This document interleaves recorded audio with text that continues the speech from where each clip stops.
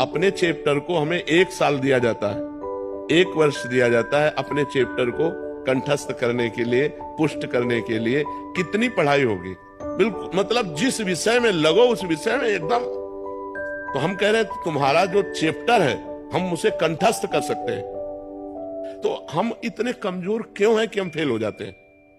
अगर ये हो कि भाई टीचर कोई पक्षपात करता है तो बात अलग है, नहीं तो हम फेल क्यों हो जाते हैं? कहीं ना कहीं हम गलत हैं। हम अपनी गलती को सुधारें।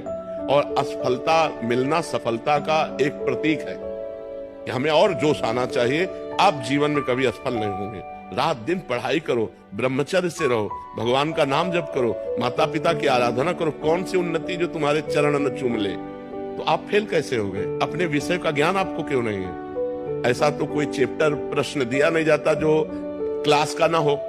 मान लो आप 12वीं में हैं तो 12वीं के क्लास के अंतर्गत ही आपको दिया जाएगा। ऐसा नहीं है कि आपको आगे का दिया जाए। आप जितनी क्लास में पहुंचते जाएंगे योग्यता उतना ही आपको प्रश्न दिया जाएगा। तो हमको अपने चैप्टर को घुस करके घुन की तरह लगना चाहिए। जैसे गेहूं में घुन लग जाता है ना, पूरा खोखला कर देता है, ऐसे में अपने चैप्टर में लग करके पूरे चैप्टर को अपने माइंड पे बैठा लेना चाहिए। हमारा माइंड बहुत विस्तार से है, अनंत जन्मों के संस्कार भरे हुए हैं, छोटी सी चिप में मन की अनंत जन्मों के। तो ये सब पूरा आपको भर लेना चाहिए। कहीं ना कहीं आप प्रमाद कर रहे हैं, कहीं ना कहीं आप त्रुटि कर रहे हैं, उसको संभालिए, नहीं तो ये निराशा ऐसी बढ़ जाएगी कि जीना मुश्किल हो जाएगा।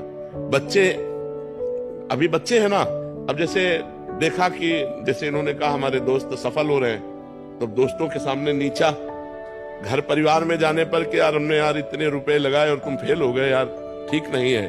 अब वो अंदर से इतना घुट जाता है कि उसे एक रास्ता दिखाई देता है। ऐसे कोटा में बहुत से बच्चे जो करते हैं उसका कारण है कि उनको एक रास्ता नजर आता है कि अब मित्रों में कैसे जाऊं और घर के परिवार वालों को कैसे मुंह दिखाऊं। हर जगह ये आता है कि फेल फेल फेल, तो इससे अच्छा है कि हम कर लेते।